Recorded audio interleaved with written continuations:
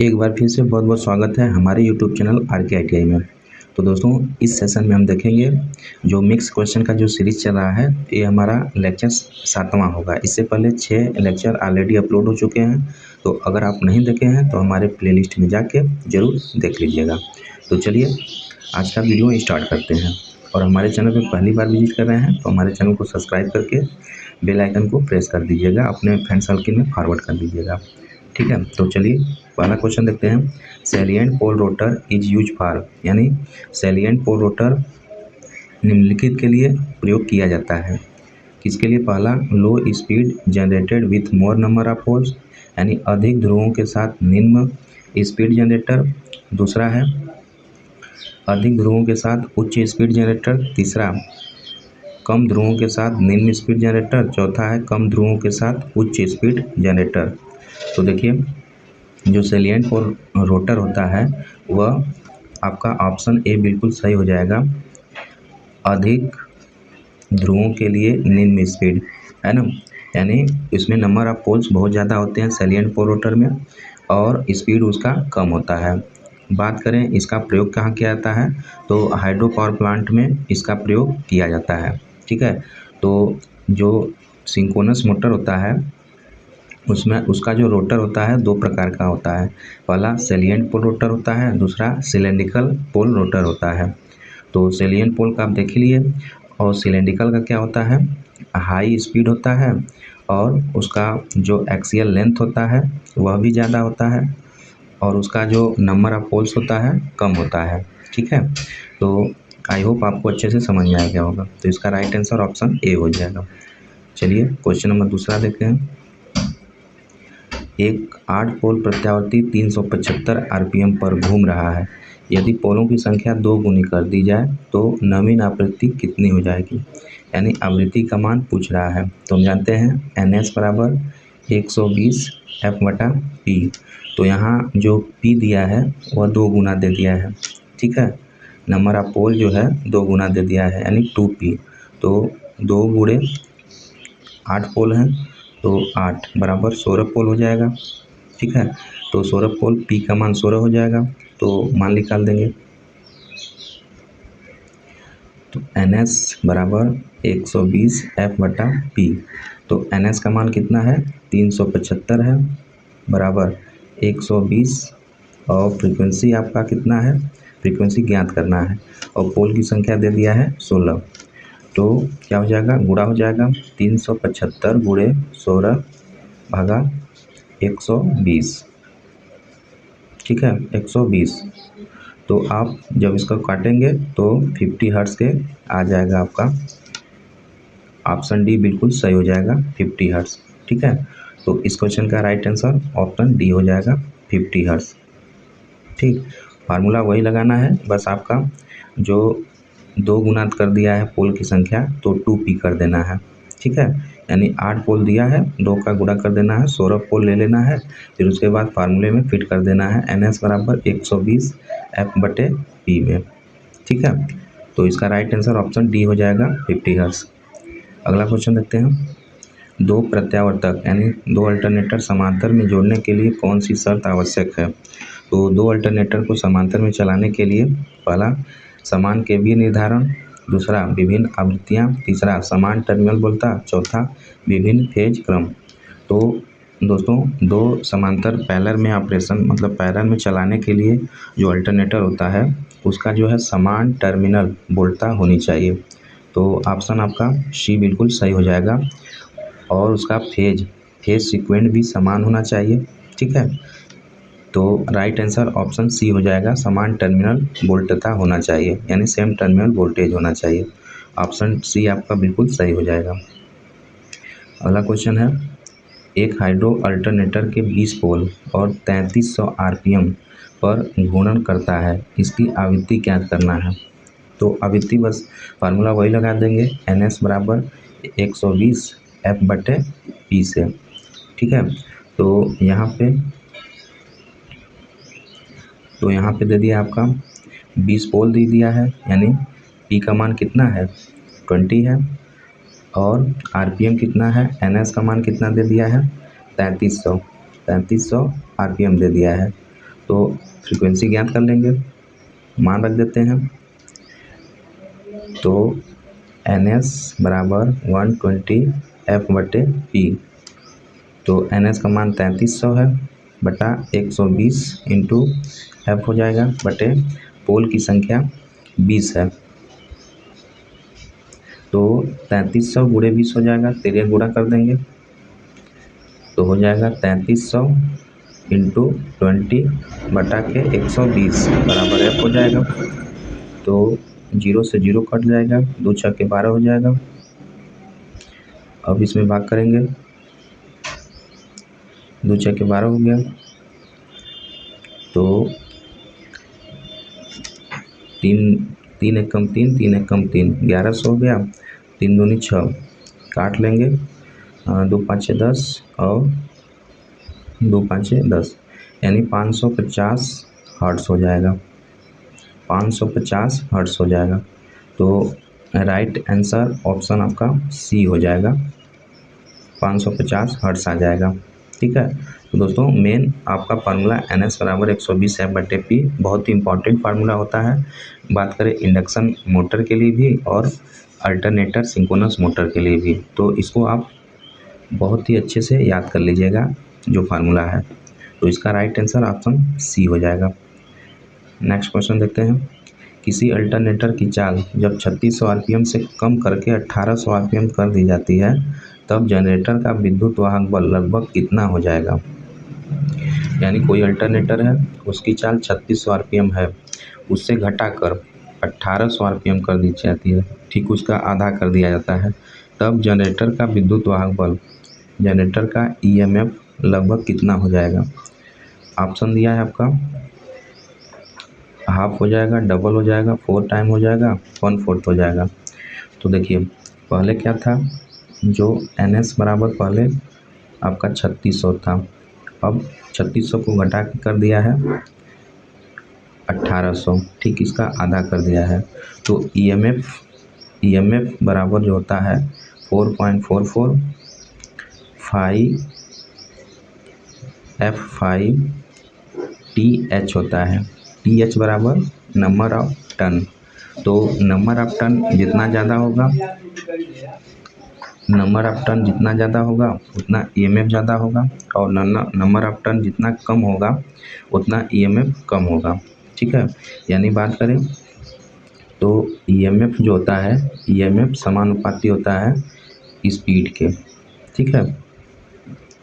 EMF जो होता है समानुपाती होता है स्पीड से। तो EMF स्पीड जो है 3600 से 1800 कर दिया है, यानी हाफ कर दिया है, तो EMF भी कितना हो जाएगा, हाफ हो जाएगा। ठीक है। तो उस क्वेश्चन का राइट आंसर ऑप्शन ए हो जाएगा, हाफ हो जाएगा। ठीक है। इस क्वेश्चन का जो राइट आंसर हो जाएगा ऑप्शन ए हो जाएगा, हाफ हो जाता है। ठीक, चलिए अगला क्वेश्चन देखते हैं। अल्टरनेटर का निम्नलिखित में अंशांकित किया जाता है, वाट में, KVA में, HP में, किलोवाट में। तो अल्टरनेटर आर रेटेड किस में किया जाता है, KVA में। अल्टरनेटर का जो होता है KVA में रेटिंग शो किया जाता है। ऑप्शन बी बिल्कुल सही हो जाएगा। अगला क्वेश्चन है, उच्च KVA वाले अल्टरनेटर को ठंडा करने के काम आता है। तो हाई पावर के जो KVA के अल्टरनेटर होते हैं उन्हें ठंडा करने में मेनली हम हाइड्रोजन कूलिंग का प्रयोग करते हैं। ठीक है। तो राइट आंसर ऑप्शन बी हो जाएगा, हाइड्रोजन कूलिंग का प्रयोग किया जाता है हाई KVA वाले अल्टरनेटर को ठंडा करने में। ठीक है, कूलिंग करने में। तो राइट आंसर ऑप्शन बी हो जाएगा। अगला क्वेश्चन है, बहुफेजी प्रेरण में जिसमें स्टार डेल्टा स्टार्टर लगा है, प्रत्येक कुंडली के छोरों पर वोल्टता कितनी होती है। तो देखिए बहुफेजी दिया है, तो फेजी स्टार डेल्टा स्टार्टर में प्रत्येक कुंडली में छोरों का वोल्टता कितना होगा। तो स्टार डेल्टा होता है, तो स्टार में क्या होता है, VL बराबर √3 VPH होता है, या VPH बराबर क्या हो जाएगा, VL/√3 हो जाएगा। ठीक है। तो यही पूछा है कि वोल्टता कितना होगा, यानी फेज वोल्टता कितना होगा। फेज वोल्टता कितना, तो फेज वोल्टता आपका लाइन वोल्टा बटा √3 हो जाएगा। ऑप्शन आपका सी हो जाएगा, बिल्कुल सही हो जाएगा। लाइन वोल्टा VL बटा के √3 हो जाएगा। ठीक है, तो स्टार में आपका होता है यही, राइट आंसर ऑप्शन सी हो जाएगा। ठीक, चलिए अगला क्वेश्चन है, देखते हैं। प्रेरण मोटर निम्नलिखित पर चलती है। N induction motor runs at synchronous speed, less than synchronous speed, greater than synchronous speed, constant speed. तो आपका प्रेरण मोटर जो होती है ऑलवेज किस पे चलती है, less than synchronous speed. Right answer option B हो जाएगा, यानी NS माइनस NR। जो NR होता है रोटर स्पीड हमेशा सिंक्रोनस स्पीड से कम होता है। तो हमारी इंडक्शन मोटर जो है हमेशा लेस देन सिंक्रोनस स्पीड पर चलती है। बात करें इंडक्शन मोटर का, तो इंडक्शन मोटर सेल्फ स्टार्टिंग होती है। ठीक है, और इसमें आपका स्लिप प्रतिशत स्लिप बराबर होता है फार्मूला NS माइनस NR बटा NS इंटू 100। तो ये भी इम्पॉर्टेंट फार्मूला होता है इंडक्शन मोटर में। ठीक है, चलिए अगला क्वेश्चन देखते हैं। और इंडक्शन मोटर जो है ऑलवेज लैगिंग पावर फैक्टर पे वर्क करती है। ठीक है, तो ये सब बात याद रखिएगा।